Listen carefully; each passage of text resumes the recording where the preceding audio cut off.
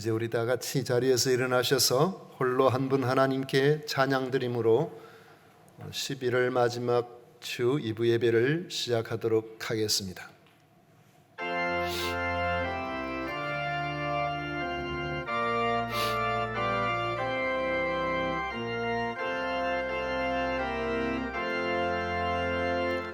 홀로 한 분 하나님께 천하 만민 경배하라. 만국 왕을 다스리고 온 세상 만민 기르신다. 만국 왕을 다스리고 온 세상 만민 기르신다.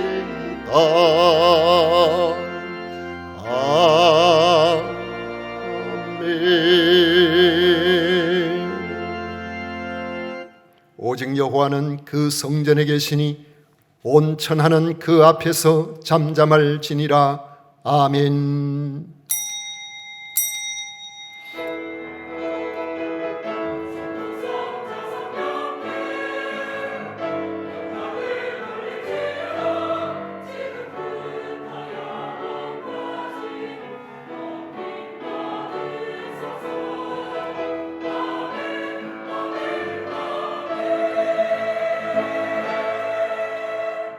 성삼위 하나님을 찬양하고 경배합니다. 하나님의 자녀로 부르심을 받은 저희들이 마음과 정성과 뜻을 모아 예배를 드리오니 연락하여 주옵소서. 예수님 이름으로 기원하옵나이다. 아멘. 찬송가 21장 다 같이 부르겠습니다.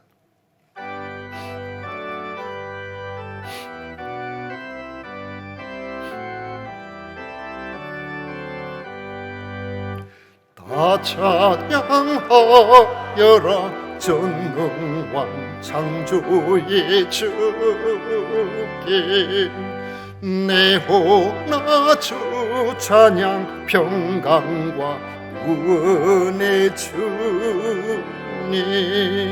성도들아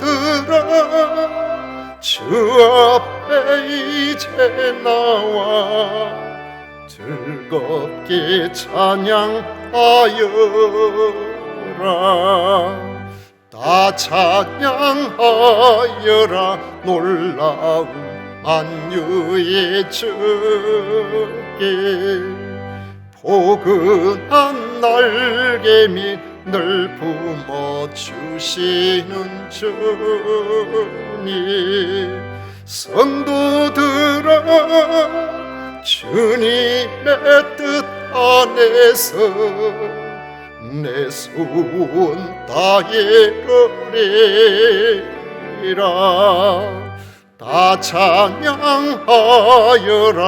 온 몸과 마음을 바쳐 이 세상 만물이 주 앞에 다 나와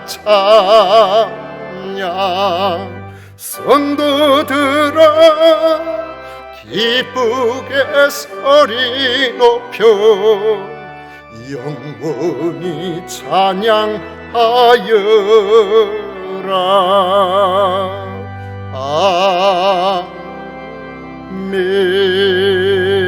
아멘. 성시교독 교독문 제37번입니다.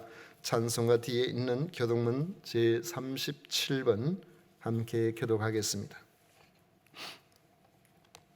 지존자의 은밀한 곳에 거주하며 나는 여호와를 향하여 말하기를 그는 나의 피난처요 나의 요새요 내가 의뢰하는 하나님이라 하리니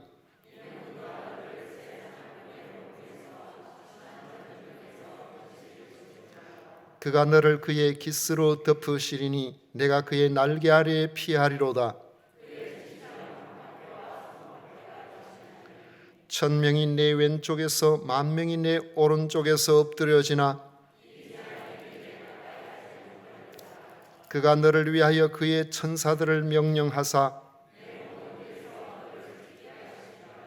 하나님이 이르시되 그가 나를 사랑한즉 내가 그를 건지리라. 그가 내 이름을 안즉 내가 그를 높이리라. 아멘. 다 같이 신앙 고백 드리겠습니다. 전능하사 천지를 만드신 하나님 아버지를 내가 믿사오며 그 외아들 우리 주 예수 그리스도를 믿사오니 이는 성령으로 잉태하사 동정녀 마리아에게 나시고 본디오 빌라도에게 고난을 받으사 십자가에 못 박혀 죽으시고 장사한 지 사흘 만에 죽은 자 가운데서 다시 살아나시며 하늘로 오르사 전능하신 하나님 우편에 앉아 계시다가 저리로서 산 자와 죽은 자를 심판하러 오시리라. 성령을 믿사오며 거룩한 공회와 성도와 서로 교통하는 것과 죄를 사하여 주시는 것과 몸이 다시 사는 것과 영원히 사는 것을 믿사옵나이다. 아멘. 다 같이 자리에 앉으셔서 찬송가 421장 함께 부르겠습니다.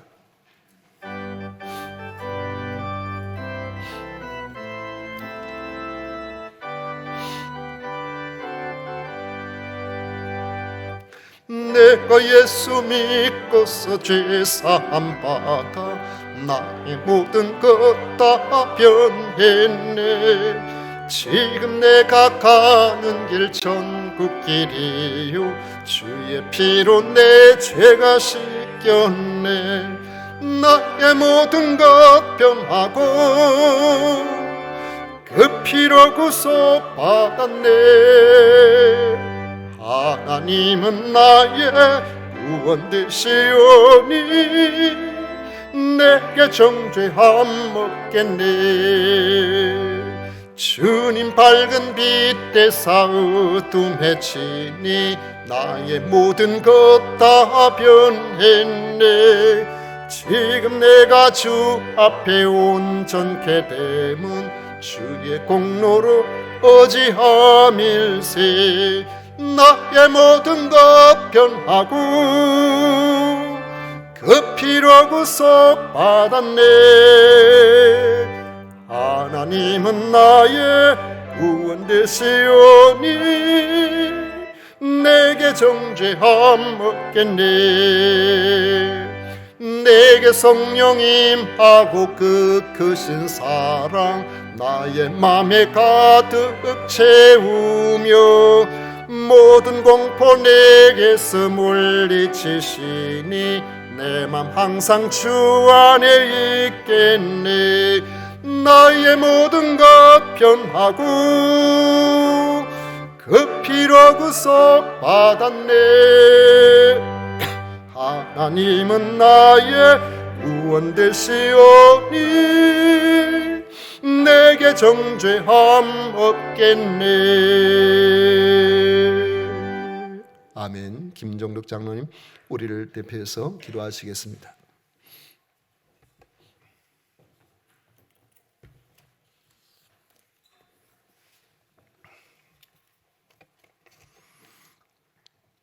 우리 하나님 아버지, 거룩하신 보좌 앞에 죄가 가득한 몸으로 나왔습니다. 우리의 죄악을 십자가의 보혈로 정결하게 하시고 깨끗한 마음과 정결한 영으로 예배드리게 하여 주시옵소서. 주님께서는 맡은 자들에게 구하는 것은 충성이라 하셨는데 올 한 해를 돌아보니 부끄러울 따름입니다.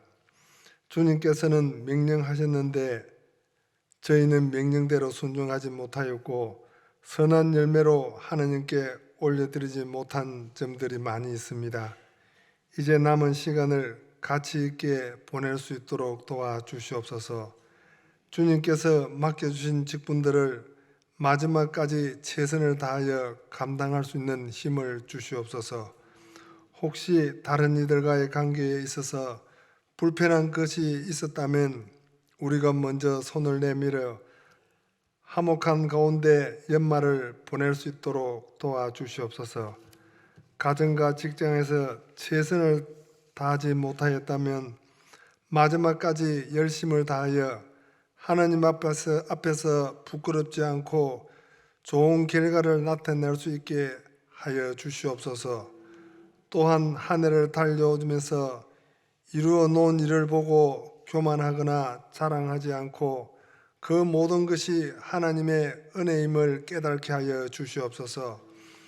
우리는 해야 할 일을 했을 뿐이오니 땅에서 박수받고 칭찬받기보다는 하늘에서 받은 상금을 사모하게 하여 주시옵소서. 하나님 아버지, 정치, 경제 안보적으로 혼란에 빠져 있는 이 나라를, 이 민족을 불쌍히 여겨 주시옵소서. 모든 정치인들에게 깨끗한 양심과 정직한 마음과 지혜를 주셔서 하루속히 이 혼란을 수습하게 하시고 국민으로부터 안정한 생활을 할 수 있기를 간절히 바라옵고 원합니다. 또한 민족의 복음화가 속히 이루어지게 인도하여 주시옵소서. 하나님 아버지, 다니엘에 세우신 사자 목사님에게 영육간의 강건함을 주옵시고 오늘 목사님께서 선포하시는 주님의 말씀에 은혜와 능력을 더하여 주셔서 그 말씀을 듣고 저희 온 성도들이 힘을 다하여 주의 나라를 세워갈 수 있도록 믿음과 은혜를 허락하여 주시옵소서. 또한 성가대의 귀한 직분을 감당하는 대원들을 위해 성령님께서 함께하여 주옵시고 정성껏 준비한 성가대의 찬양을 하나님 홀로 영광받아 주시옵소서. 이 모든 말씀 예수님의 이름으로 기도드리옵나이다. 아멘.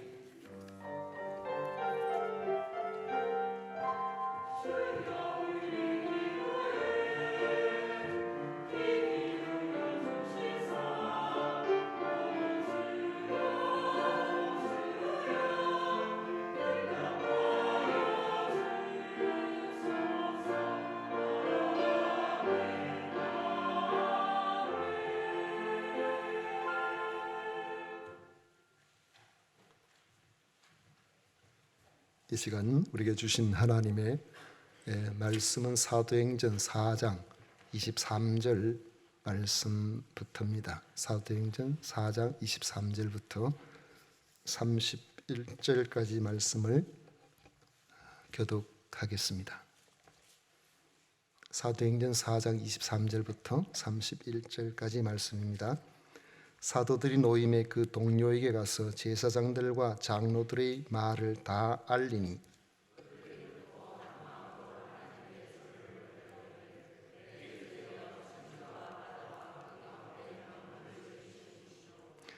또 주의 종 우리 조상 다윗의 입을 통하여 성령으로 말씀하시기를 어찌하여 열방이 분노하며 족속들이 허사를 경영하였는고.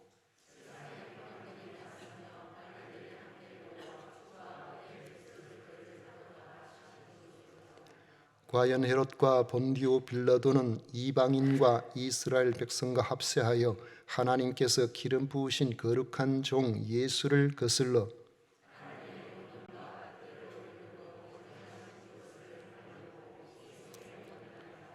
주여 이제도 그들의 위협함을 굽어 보시옵고 또 종들로 하여금 담대히 하나님의 말씀을 전하게 하여 주시오며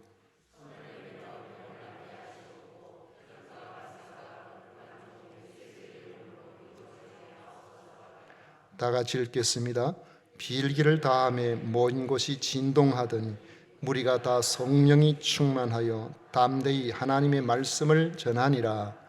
아멘. 이 시간 성가대에서 정성껏 준비한 찬양으로 하나님께 영광을 올려드리겠습니다.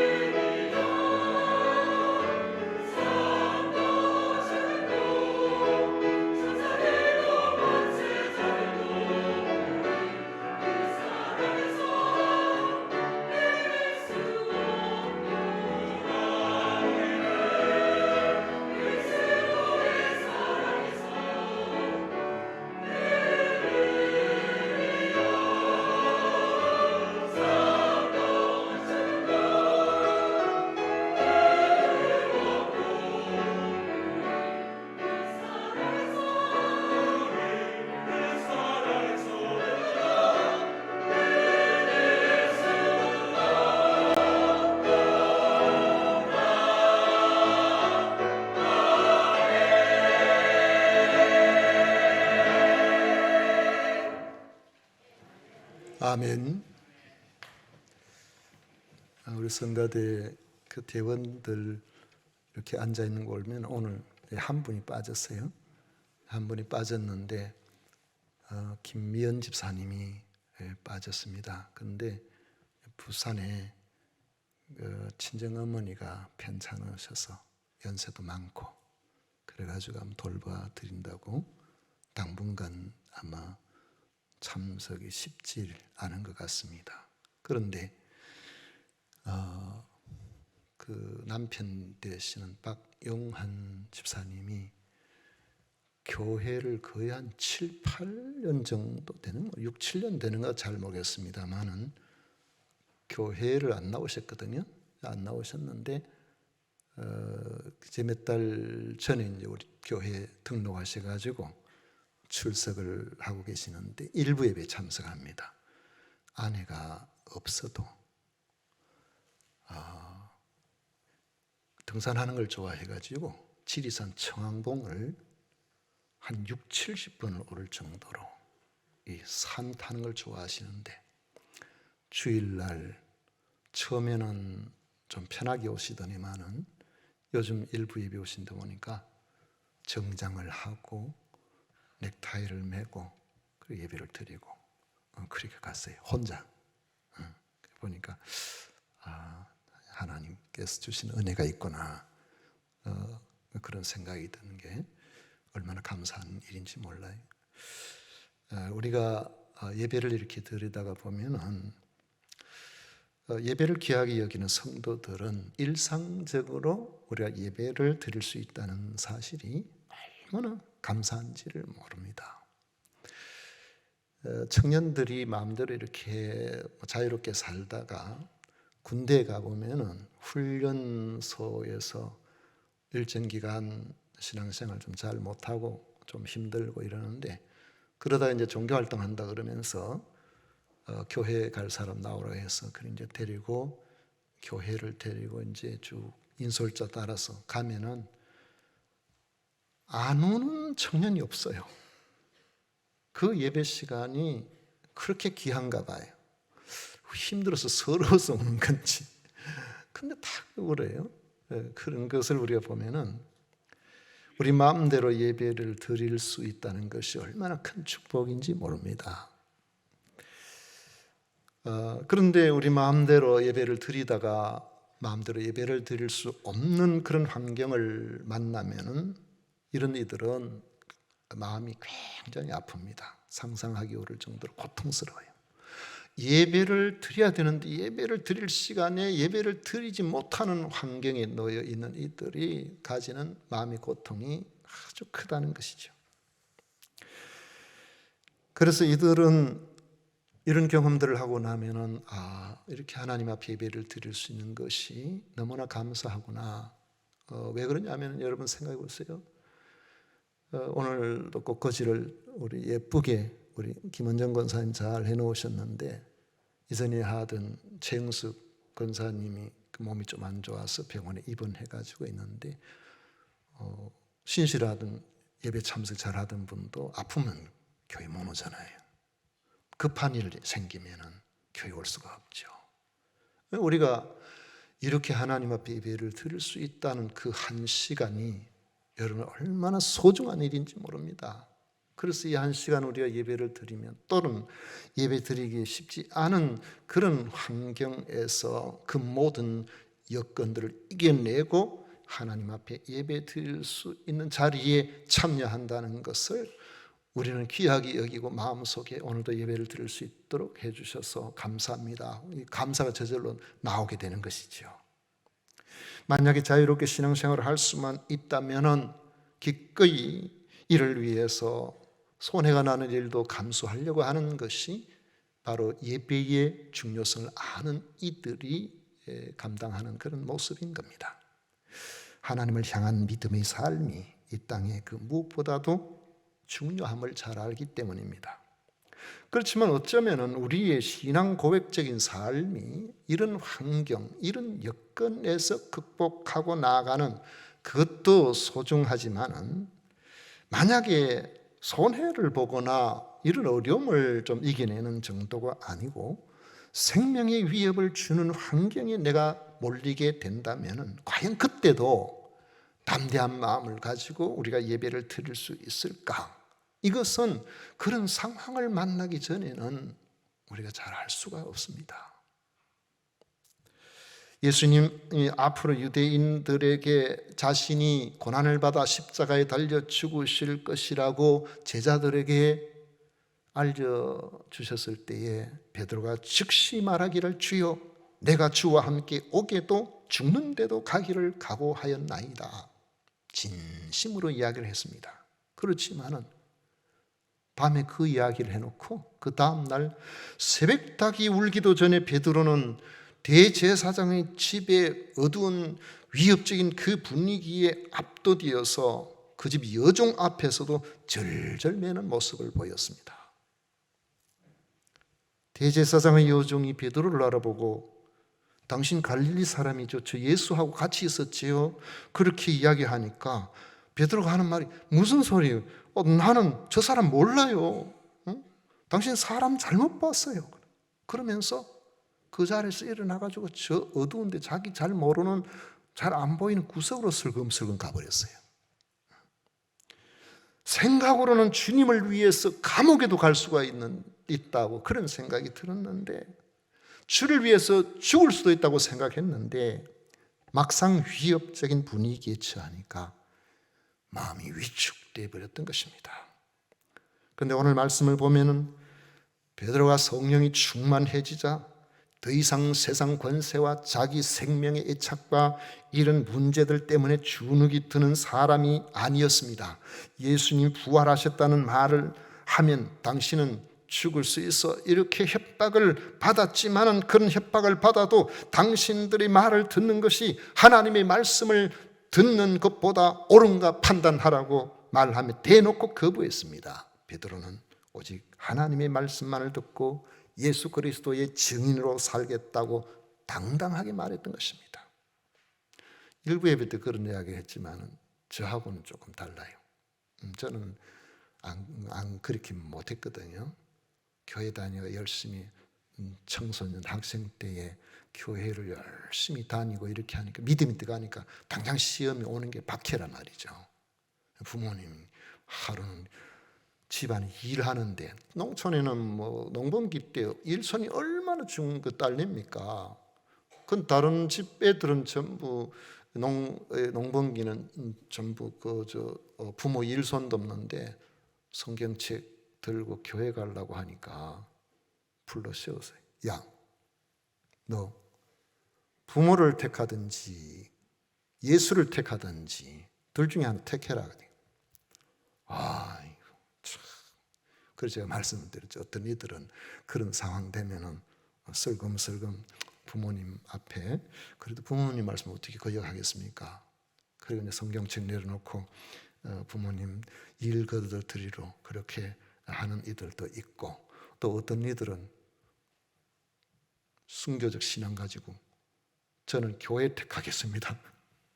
그래 집안에 난리가 나기도 하고 저는 조금 교활하게 욕에서는 말 안 하는 게 최고다. 이 땀 흘고 가만히 있었죠.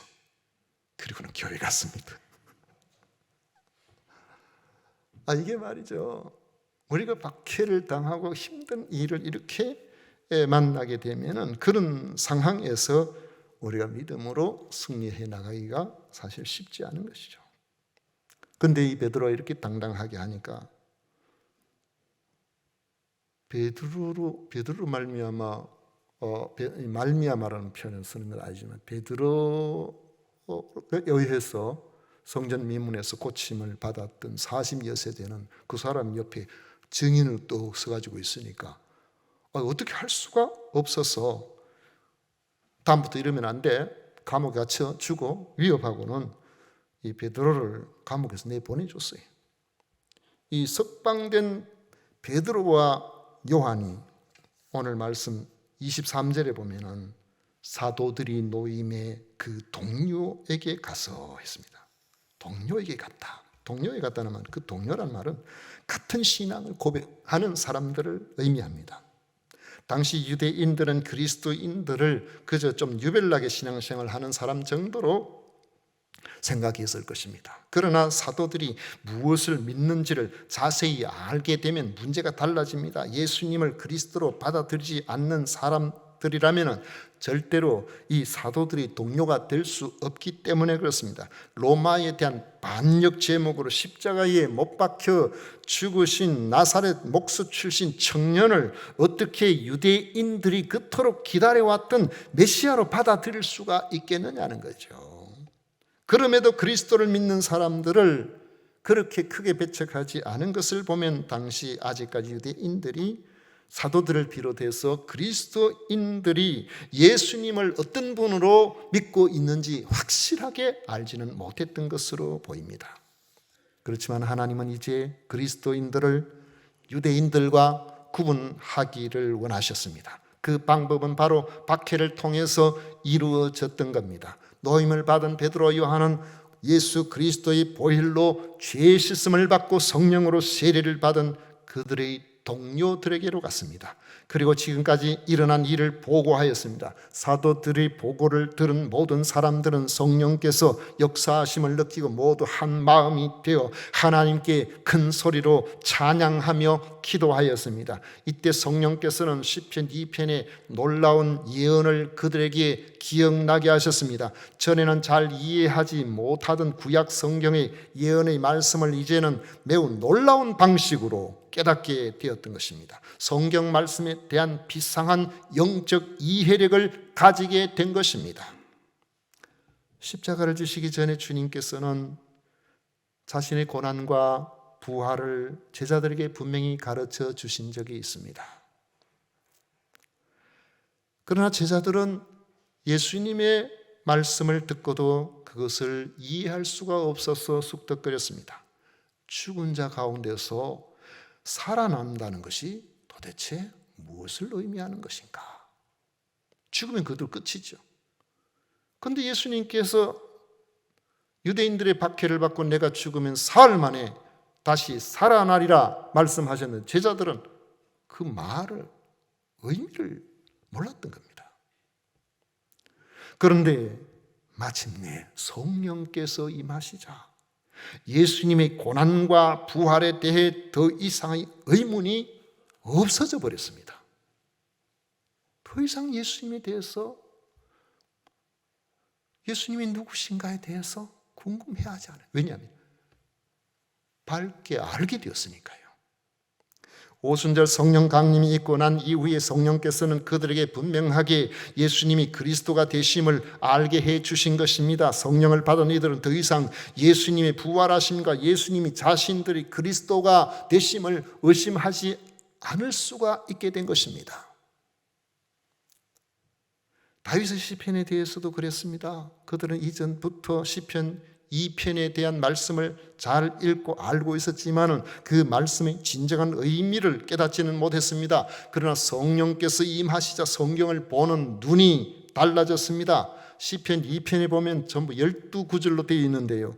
이것은 각각 3절씩 4부분으로 나누어집니다. 그런데 이 4부분에 보면 모두 말하는 화자가 다릅니다. 첫째 부분은 1절부터 3절까지 말씀인데 이것은 세상의 음성입니다. 오늘 본문 25절, 26절에 인용되어 있습니다. 어찌하여 이방 나라들이 분노하며 민족들이 헛된 일을 꾸미는가? 세상의 군왕들이 나서며 관원들이 서로 꾀하여 여호와와 그의 기름 부음 받은 자를 대적하며 우리가 그들의 맹것을 끊고 그의 결박을 벗어버리자 하는도다. 사람들은 빌라도의 법정에서 가이사 외에는 우리에게 왕이 없나이다 그랬거든요. 그들은 오늘 본문 27절과 같이 행동했습니다. 과연 헤롯과 본디오 빌라도는 이방인과 이스라엘 백성과 합세하여 하나님께서 기름 부으신 거룩한 종 예수를 거슬러 예수 그리스도가 자신들의 구세주가 됨을 거부하고 제거하기 위해서 십자가에 못 박았던 것입니다. 둘째 부분은 4절부터 시편 6절까지 말씀인데 여호와 하나님께서 하시는 말씀입니다. 하늘에 계신 이가 웃으시며 주께서 그들을 비웃으시리로다. 그때에 분을 바라며 진노하사 그들을 놀라게 하여 이르시기를 내가 나의 왕을 내 거룩한 산 시온에 세웠다 하시리로다. 하나님은 사람들이 그리스도를 거역한다고 할지라도 자신의 계획을 어김없이 시행하실 것을 말씀하고 계신 것입니다. 사람은 환경이나 형편에 따라서 앞으로 이렇게 되겠니 저렇게 되겠니 판단하고 추측하지만은, 그러나 하나님의 계획은 세상이 거꾸로 돌아가는 것처럼 보여도 반드시 약속대로 이루어 나가시는 분인 것입니다. 그 하나님의 섭리는요, 후퇴하는 법이 없어요. 하나님의 섭리는 반드시 약속한 대로 이루고 마시는 역사와 능력으로 나타나게 되어 있습니다. 그리고 셋째 부분은 시편 2편 7절에서 9절까지인데 여호와의 명령을 전하는 예수 그리스도의 음성입니다. 내가 여호와의 명령을 전하노라. 여호와께서 내게 이르시되 너는 내 아들이라. 오늘 내가 너를 낳았도다. 내게 구하라. 내가 이방 나라를 내 유업으로 주리니 내 소유가 땅끝까지 이르리로다. 내가 철장으로 그들을 깨트리며 질그릇같이 부수리라 하시도다. 주님은 여호와 하나님의 의도대로 강력한 권세로, 철장이 철지팡이잖아요. 쇠막대기로 질그릇 부수는 그거는 일도 아니죠. 세상 권세가 아무리 대단하게 보여도 예수 그리스도의 권세 앞에는 질그릇같이 끼어질 것을 말씀하고 있는 것입니다. 그리고 온 세상을 다스릴 주인이시라는 거죠. 마지막으로 10절에서 12절에 보면 성령의 음성이 나옵니다. 그런즉 군왕들아 너희는 지혜를 얻으며 세상의 재판관들아 너희는 교훈을 받을지어다. 여호와를 굉해함으로 섬기고 떨며 즐거워할지어다. 그의 아들에게 입맞추라. 그렇지 아니하면 진노하심으로 너희가 길에서 망하리니 그의 진노가 급하심이라. 여호와께 피하는 모든 사람은 다 복이 있도다. 이걸 다시 정리를 해보면 첫째 부분은 오만하게 하나님께 도전하는 세상의 권세, 세상의 음성이라면, 둘째 부분은 하나님의 자기 계획이 어떤 환경에서도 다 이루어지리라고 선언하시는 여호와 하나님의 음성입니다. 셋째 부분은 모든 피조물이 결국 예수 그리스도 만왕의 왕 만주의 주가 되시는 그리스도께 복종하게 될 것을 확신시키는 하나님의 아들의 음성입니다. 마지막은 성령의 음성인데 성령께서는 사람들에게 아들이 하늘로부터 돌아오시기 전 심판의 주님으로 다시 오시기 전에 예수님을 영접함으로 하나님과 올바른 관계를 맺어서 하나님의 죄에 대한 진노를 피하라고 말씀하고 있는 것입니다. 이 시편 2편은 유대인이라면 모를 사람이 없을 정도로 오랜 세월 동안 그토록 많이 들어온 말씀입니다. 그러나 그 깊은 뜻을 깨달은 사람은 아직 없었습니다. 우리는 보통 이야기하기를 성경은 하나님의 감동으로 된 말씀이다, 그렇게 이야기를 하죠. 하나님의 감동으로 된 말씀이기 때문에 성경은 전체로 보면은 66권인데 이 66권이 저자가 시대가 달라요.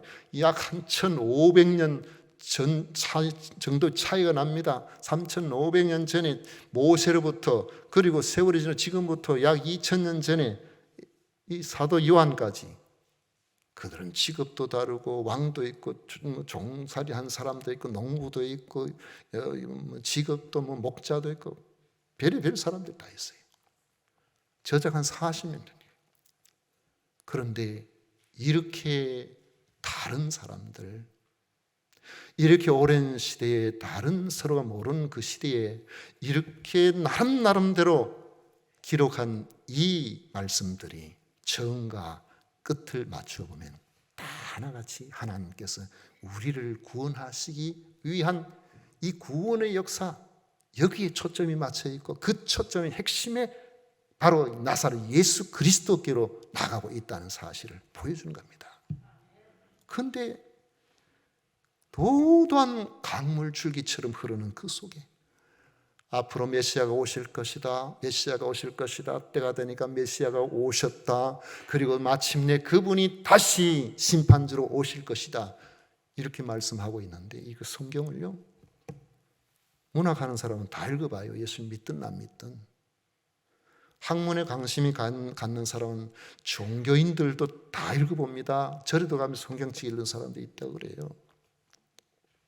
그런데 성령의 감동으로 되어진 하나님의 말씀이지만은 사람의 지혜로 이 말씀을 깨달을 수가 없다는 거예요.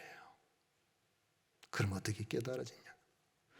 성령께서 조명해 주실 때 깨달을 수가 있는 겁니다. 같은 말씀인데 그렇게 많이 읽었는데 그렇게 암송을 했는데 그 내용을 잘 모르는 그런 사람이 어느 날 성령께서 터치해 주시고 조명을 해 주시면, 조명이라는 게 뭡니까? 우리 캄캄한, 여기 다 캄캄한데 성경책 한 권 있어요. 성경책 있어도 다 캄캄하니까 안 보이잖아요. 그런데 플래시 가지고 탁 켜가지고 이렇게 보면 다 보이잖아요. 같은 성경이라도 어두운 아무도 볼 수가 없어요. 보여지지 않습니다. 내용이 뭔지는 모릅니다.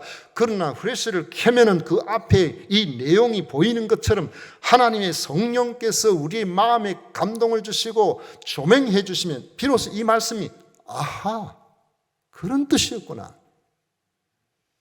이게 깨달아지게 되는 거예요. 제가 이걸 쉽게 말씀드리기 위해서 여러분 같은 제가 예화를 들어서 말씀을 드렸습니다만은, 제가 이전 교회에 있을 때에 거기에 우리 전도팀들이 열심히 복음을 전하기 위해서 일하는 중에 조선 가정에 어렵게 살잖아요. 그래가지고 이제 할머니들이 70 넘으면, 그때 70은 안 넘은 것 같아. 한 65세쯤 됐나 모르겠어요.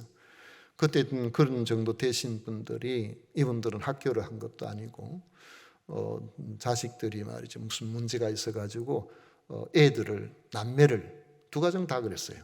남매를 할머니한테 맡겨놓고 그래가지고 가버리니까 이 애들 키운다고 얼마나 고생을 하고 힘들어했는지 몰라요. 그러니까 우리 교회 식구들이 거기에다가 반찬도 해드리고, 때로는 가서 빨래도 해드리고, 또 어떨 때는 이제 보건진료소에 일하시는 분이 있으니까 주사도 놔드리고 영양제도 갖다 드리고 정성을 다했더니만 이분들이 교회를 나오셨어요. 교회를 나왔는데, 교회를 나오니까 등록하니까 제가 가정 방문을 했죠. 방문을 해가지고 그 집에 가서 성경에서 우리가 왜 예수님을 믿는지 그 부분에 대해서 이렇게 말씀을 드렸는데, 이분 가운데 한 분은 한 번도 교회 나가본 적이 없는 분, 성경을 읽어본 적이 없는 분인데, 제가 성경을 쭉 설명을 하니까 갑자기 성령께서 그분에게 찾아오신 것 같아요. 성령께서 조명해 주신 거예요. 가만히 듣고 있다 갑자기 그분이 자기 무릎을 탁 치면서, 목사님, 그래서 예수님을 믿는군요. 그래서 예수님을 믿는군요. 그리고 지금 20여 년이 지났잖아요. 지금 요즘 몸이 많이 편찮으시다고, 90 다 돼가시는 모인데 몸이 많이 편찮으시다 그래요. 그 조금 그러기 전에도 어디 무슨 결혼식이나 이런 일이 있어 가면은 그분이 이제 거기서도 관계돼서 오시고 하면은, 목사님, 저한테 예수님 가르쳐 주셔서 고맙습니다. 왜냐하면 이제는 내가 죽어도 사는 걸 알기 때문에, 영원히 사는 진리를 알기 때문에 저한테 구원의 길을 가르쳐 주셔서 고맙습니다.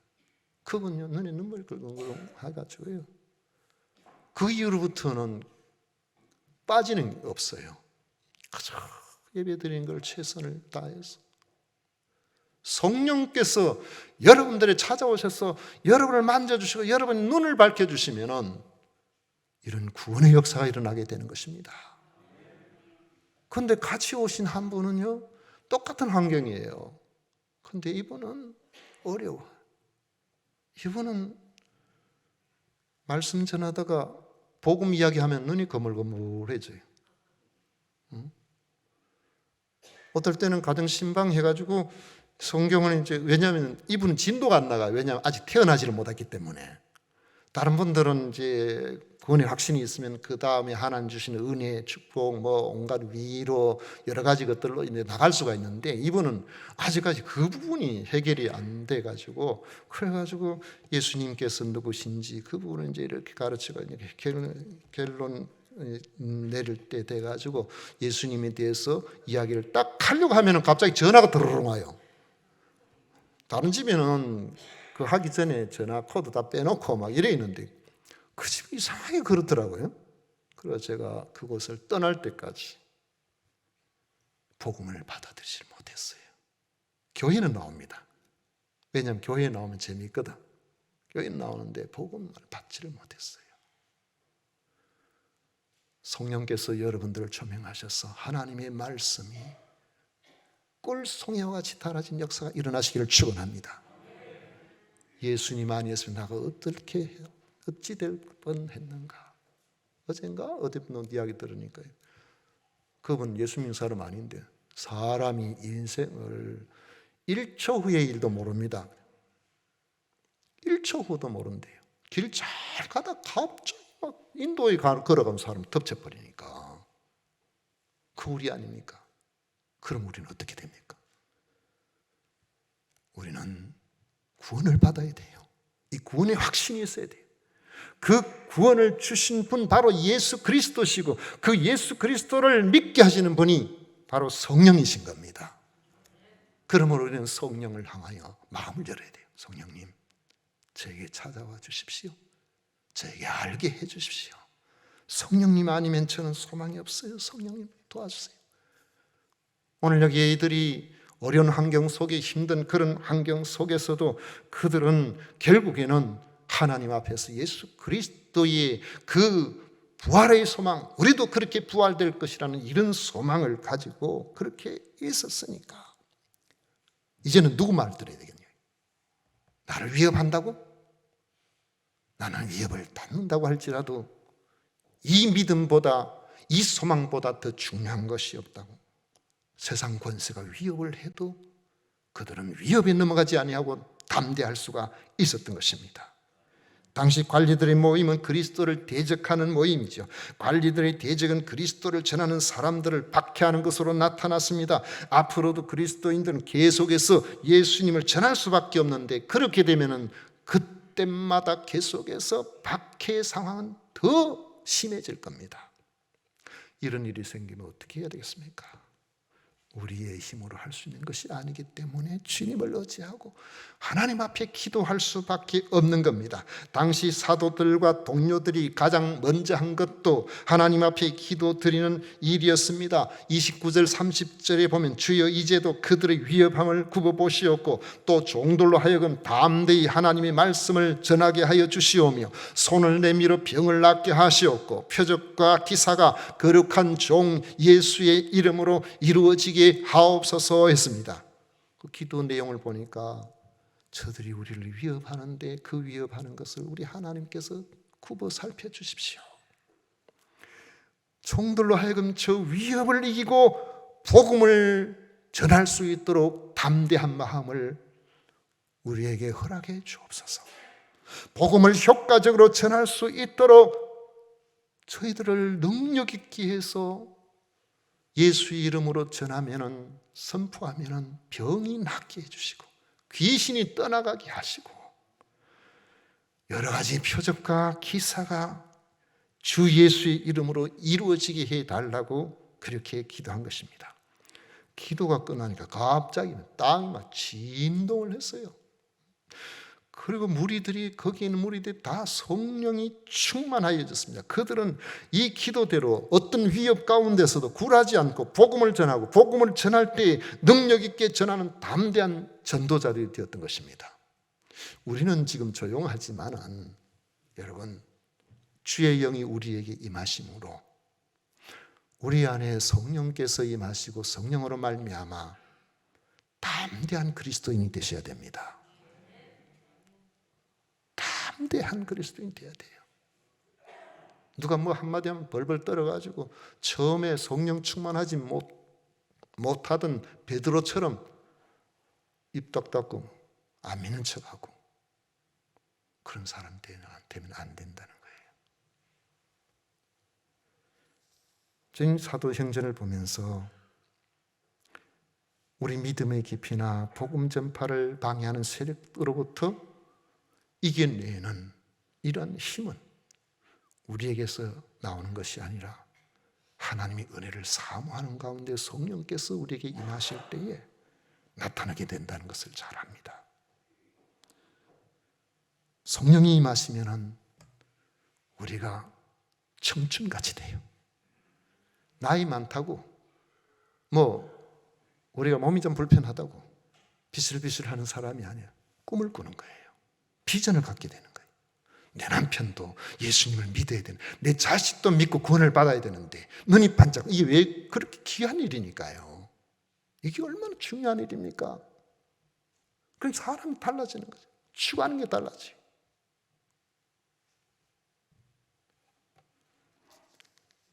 사도행전 2장 17절에 보면 하나님이 말씀하시기를 말세에 내가 내 영을 모든 육체에 부어주리니 너희의 자녀들은 예언할 것이요 너희 젊은이들은 환상을 보고 너희의 늙은이들은 꿈을 꾸리라 했습니다. 성령이 충만해지면 비전이 생기는 겁니다. 저는 수적인 이런 비전을 잘 제시하지 않습니다만 제 마음에 예전에 늘 그래왔던 것처럼 코로나 때문에 다 교회마다 위축이 돼 있거든요. 대형 교회들 보면 한 30% 위축이 돼서 버렸어요. 교회가 많이 힘들어요. 교회가 약해지면은 당장 나타나는 거죠. 해외 선교의 모든 꿈들이 약해져 버려요. 선교비 보내다가도 안 보내고 막 이런 일이 막 발생하는 거죠. 선교사들이 기본적인 그게 막 끊어지는 이런 일이 발생하는 겁니다. 우리는 지금까지 하나님의 은혜로 코로나 가운데서도 해외 선교사님들 협력하는 부분들이 끊어지지 않고 위축되지 않고 잘 지나왔지만은 지금도 힘들다고 이제 교회로 선교사님들 중에서는 협력을 위해서 자꾸 이렇게 오는 분들이 있거든요. 그 어떤 분들은 막 6년, 7년째인데 이렇게 참 선뜻 우리가 더 많이 이렇게 확장시키지 못하고 이제 이런 경우도 있고 그러는데 이런 일들을 잘 감당하려면은 교회는 부흥돼야 됩니다. 저는 생각하기로 내년 이때쯤 되면은 지금보다 제가 통이 얼마나 좁은지를 잘 들어보세요. 내년 이때쯤 되면 지금보다 10% 정도는 성장했을 겁니다. 10% 시시합니까? 10% 대단해요. 금리 10% 한다면 그거 다 찾아다니거든요. 그럴 거 아닙니까? 대출 금리 10% 같으면 쫄딱 망해요. 10% 대단합니다. 저는 이렇게 요만한 꿈을 가지고 이야기를 하는데 하나님께서 은혜 주시면 11.1%도 될 수 있고 20%도 될 수 있고 하나님 하시는 일을 우리가 알 수 없잖아요. 여러분 가정에도 부흥이 일어나야 됩니다. 여러분의 삶에도 부흥이 일어나야 됩니다. 성령께서 함께하여 주심으로 같이 초대교회 주의 종들처럼 여러분들도 성령을 사모하십시오. 여러분들이 기도할 때 병이 낫는 역사 일어나기를 바랍니다. 여러분들에게 하나님 주시는 온갖 은사가 충만하기를 바랍니다. 주님을 믿고 간절히 구하는 이런 이들에게 성령을 주시겠다고 약속했습니다. 천하보다도 귀한 생명이 어떻게 나 같은 사람이 교회 한번 가볼래 했는데 그런데 그분이 예수님을 믿어 하나님이 딸이 되고 하나님이 아들이 되는 역사, 성령께서 우리에게 함께 하실 때 이런 역사가 일어나는 겁니다. 요즘 금오지에 가보면 전도하는 전도팀이 있습니다. 어느 교회에서 왔나 싶어 자세히 보면 진주 세금산교회, 거기에 한 7, 8명이 모여서 목요일마다 오전에 예수님 믿으세요 하고 물티슈도 드리고 하는데 그 중에 약 30%는 우리 교회 교인이 아닙니다. 그런데 우리 교회 식구들하고 팀을 이뤄서 복음을 전하고 있어요. 그분들이 세금산교회입니다 하면서 이렇게 하고 있다니까요. 하나님의 은혜가 그분들에게도 있을 줄 믿습니다. 그분들 교회도 있고 우리 교회도 있고, 그래서 오늘 예배 마칠 무렵에 한 분 새로 우리 교회에 등록하겠다고 오셨는데 이분은 거기 전도받고 오신 분 아니에요. 스스로 오셨어요. 복음 전하는 하나님 기뻐하셔서 감동이 되어서 스스로 교회 찾아 나오는 이런 역사도 일어나게 될 줄로 믿습니다. 우리 모두 성령 충만하여 세상 안일주의, 패배주의를 벗어버리고 다 안 된다 할 때에 주께서 함께 하시면 됩니다 하는 그 마음 가지고 생명구원으로 가슴 벅찬 신앙생활을 해나가시기를 축복합니다. 기도하겠습니다. 고마우신 하나님 아버지, 크고 놀라우신 주의 은혜에 감사드립니다. 아버지 하나님, 저희들을 사랑하시고 저희들을 붙드시고 저희들을 통하여 하나님이 영광을 받으시는 줄 믿습니다.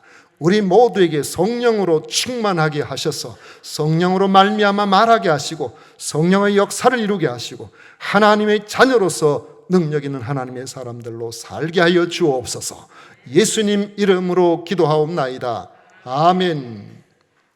찬송가 423장 함께 부르겠습니다.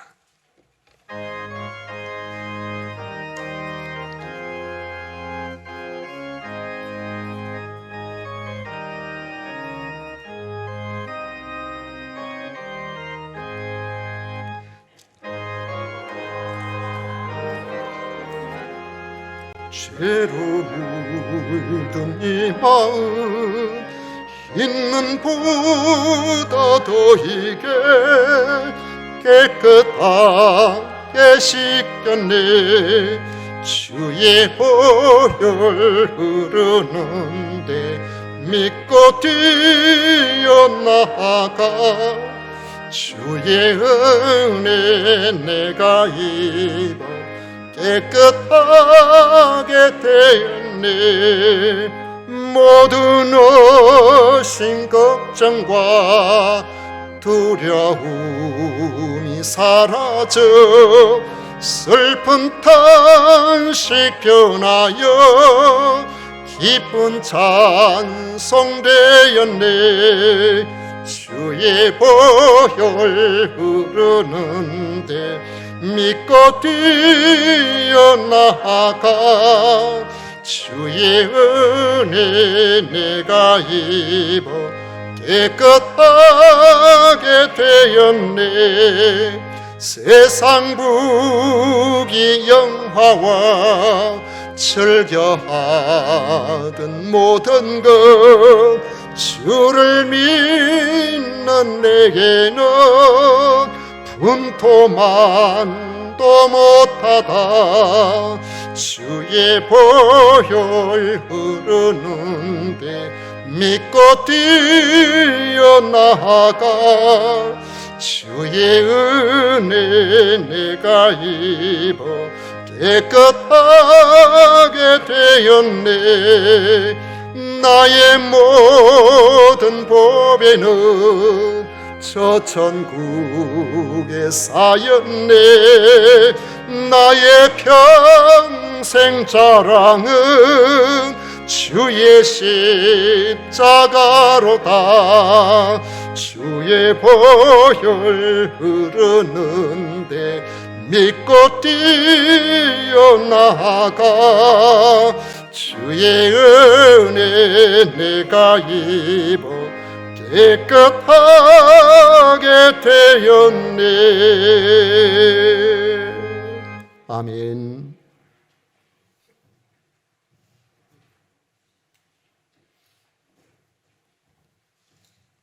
우리 하나님께 드린 예물을 위해서 봉헌 기도 올려드리도록 하겠습니다. 좋으신 하나님 아버지 감사합니다. 저희들을 어떻게나 사랑하셨는지 금년에도 아버지 하나님 믿음의 삶을 잘 진행해 나가다가 오늘도 거룩하고 복된 날 아버지 하나님 이 귀한 자리에 나올 수 있도록 해 주셨는지 너무 감사합니다.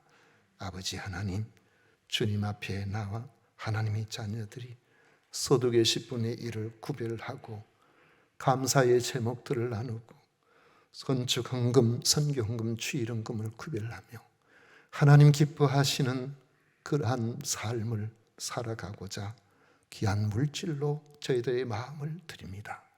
주님 앞에 드린 것 주께서 기쁘게 받으시고 우리 하나님 기뻐하시는 멋진 성도의 귀한 삶을 계속해서 살아드릴 수 있도록 인도하여 주옵소서.